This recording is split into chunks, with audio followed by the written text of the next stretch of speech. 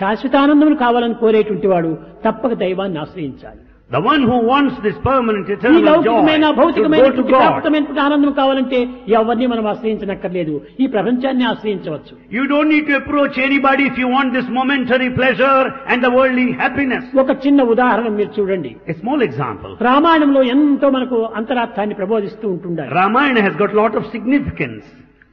రావణుడు మహాశక్తివంతుడు, తపస్సంపన్నుడు. Ravana is one of penance and power. ఇంత ఉండి కూడాను ఆ డిజైర్ అనేటువంటి దానిని అరికట్టుకోలేకపోయాడు. But Ravana could not control his desire. రామాయణానికి మూల కారణం ఏమిటి? What is the main cause for Ramayana? ఈ మూల కారణమైనటువంటిది క్రోధం అనేటువంటిది మందర. Mandhara stands for anger. ఇంకా అరణ్యం లోపల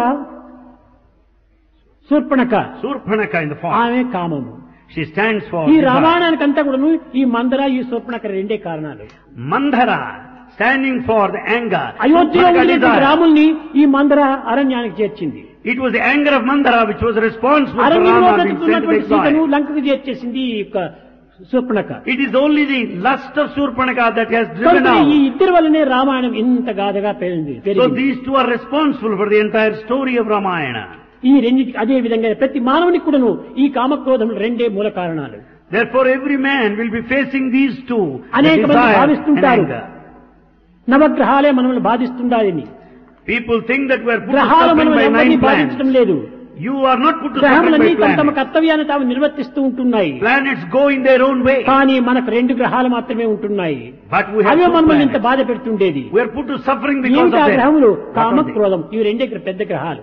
The two planets, the planet of desire and the planet of anger. ఈ రెండు గ్రహాలు మానవుని పట్టి మహావీధిగా పీడిస్తున్నాయి. We are put to suffering by these two planets ఆ of రెండింటినీ anger మనం and desire. అరికట్టాలంటే ఏం చేయాలి? To control, what should we do? దైవంతో మనం ఫ్రెండ్షిప్ కావాలి.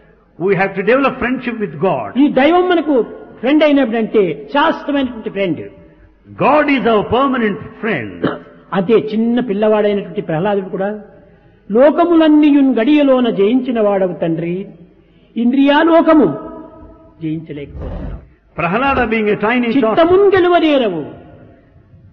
Prahalada being a tiny tot told his father, you could conquer the whole world, but you could not control ఏమి your senses. సాధించినటువంటిది? What is that you achieved? ఏదో సాధించాలని భ్రమిస్తున్నావు. You are deluded that you ఏమీ achieved. సాధించలేదు. Nothing you accomplished. లోని శత్రువులకు లొంగిపోయిన వాడు బయట రిపుల నెట్లు పట్టగలడు. Having succumbed to inner enemies, how do you capture the outer enemies? కనుక నీవు లోపల ఉన్నటువంటి శత్రువులే నీవు సాధించడం లేదు. You could not invade your inner enemies. బయట శత్రువులు ఏ రీతిగా నీవు సాధిస్తావు? How do you defeat outer enemies?